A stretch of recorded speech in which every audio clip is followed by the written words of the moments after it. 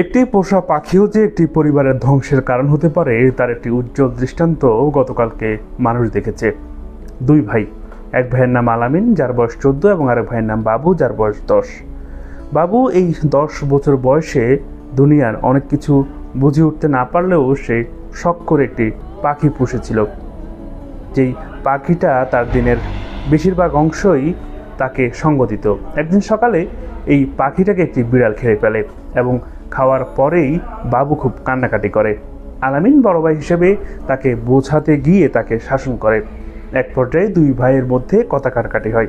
কথা কাটাকাটির এক পর্যায়ে এই ছোট ভাই মাত্র 10 বছর বয়স, যার সে ঘর থেকে একটি ধারালো জিনিস নিয়ে আসে। এক পর্যায়ে তার বড় ভাইকে আঘাত করে, ঠিক বুকের এপাশটায় আঘাতটা করে। আর জিনিসটা খুবই ধারালো থাকায় তার বড় ভাই মাটিতে লুটিয়ে পড়ে এবং কিছুক্ষণের মধ্যেই দুনিয়ার মায়া ত্যাগ করে চলে যায়। কি এক মর্মান্তিক ঘটনা! এই ঘটনাটা ঘটেছে লক্ষ্মীপুর সদর উপজেলার পার্বতীনগরে। আর এমন একটা পরিস্থিতি যে এই দুই ভাইয়ের যেই বাবা সেও খেটে খাওয়া মানুষ। এমন একটা পরিস্থিতি যে এই তার এক ছেলের মৃত্যুর বিচারও সে কিন্তু চাইতে পারবে না, কারণ অপরাধী তার আরেকটি সন্তান।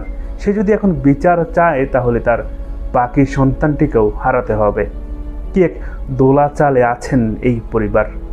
আর এই পরিবারকে সান্ত্বনা দেওয়ার ভাষা কিংবা তাদের সিচুয়েশন বোঝার ক্ষমতা তারা ছাড়ার কারোই নেই। এই ঘটনার কি হবে সুরাহা, এই ঘটনার সমাধান এবার কী হবে তা আমাদের কারোরই জানা নেই। মাত্র কিঞ্চিত একটা পোষা পাখিকে কেন্দ্র করে ভাইয়ের হাতেই ভাই আজকে শেষ। এই ভাইয়ের হাতে ভাই শেষ হওয়ার সাক্ষী বাংলাদেশের মানুষ আরও হয়েছে। তবে এই পোষা পাখিকে নিয়ে ছোট দুই ভাইয়ের এরকম ঘটনা খুব একটা কমন নয়, যার ফলে এই ঘটনাটা সকলের কপালের মধ্যেই ভাঁজ ফেলে, দুশ্চিন্তার ভাঁজ। আমরা কোথায় যাচ্ছি, আমাদের পরবর্তী প্রজন্ম কোথায় যাচ্ছে? এখন এই বাবুর, যার মাত্র 10 বছর বয়স, তার কি হবে? বড় ভাইয়ের সাথে যে সে অপরাধ করেছে তার শাস্তি পাওয়ার বয়সও তার কিন্তু হয়নি। হয়তো তাকে কিশোর শোধনাগারে দেওয়া যেতে পারে, কিন্তু সেটাতেও কি সেই পরিবারের আত্মতৃপ্তি মিলবে না, কারণ তাদের এক সন্তান হারিয়েছে এবং দ্বিতীয় সন্তানকেও তারা হারাতে চাইবে না।